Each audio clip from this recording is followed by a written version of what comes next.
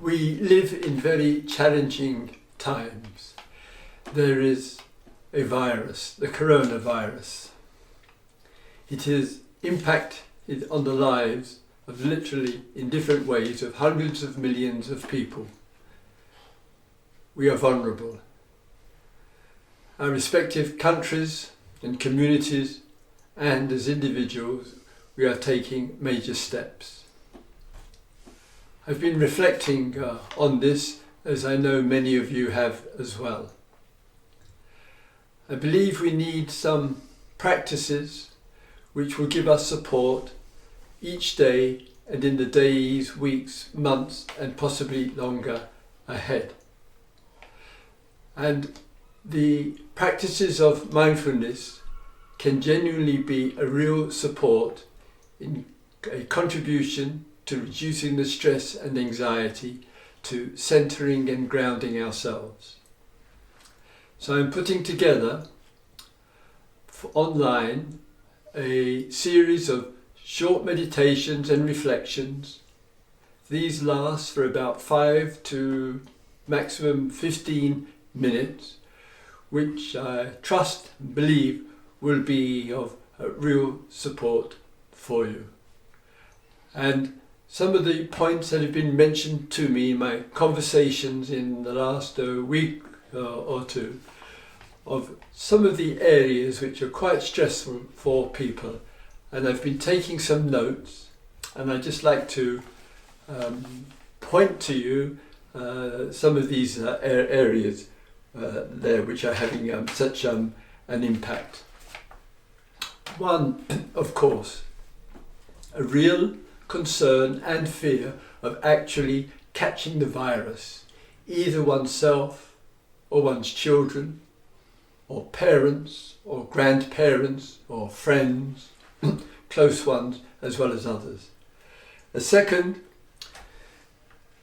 is the issue and the concern with regard to isolation, that the government, the scientific experts, the medical authorities are encouraging us to spend as much time alone as possible, preferably at home, indoors. This is another major challenge.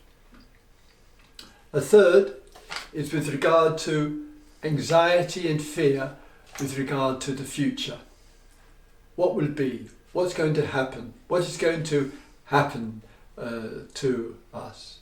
When will this change? When will we come back to normal life again? Will we come back?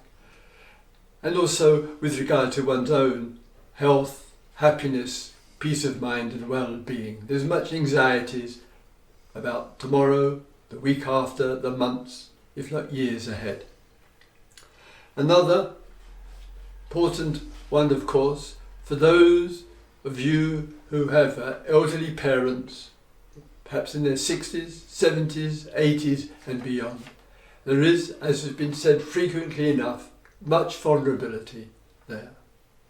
It's been difficult for people to try and give as much support as possible despite a certain social isolation. But we need that contact, that friendship, and give support to the elderly.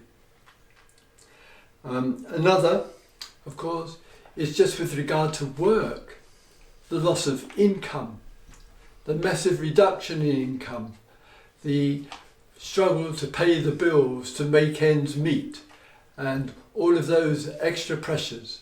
Tremendous concern in that area. Another area as well in relationship to this is the work itself. What I mean by that is we are so used to working hard, a full day, 40 hours a week or more for many, many people in the very low income groups and in the high income groups. And all of that is changing. And how do we spend our day when we can't go to the office? We can't go to the factory. We can't engage in forms of public service. Another one, equally important, lots of stress and anxiety about, are the travel restrictions. From public transport, to going from A to B, to overseas visits, to getting back from overseas, and much, much more. And again, the anxieties when travelling because of the fear of the virus itself. And then, of course, there are wonderful and dedicated people in public service. Our nurses, our doctors, our administrators, the police, the social workers, people who are caring for families, people in terms of hospitals and clinics, and much, much more. And they too are at the front line of this virus. They also need our support and our care and well-being as much as possible. And it isn't easy. It's not easy for people in public service. It's not easy for those who have worries and anxieties, and how that can generate a lot of stress and blame.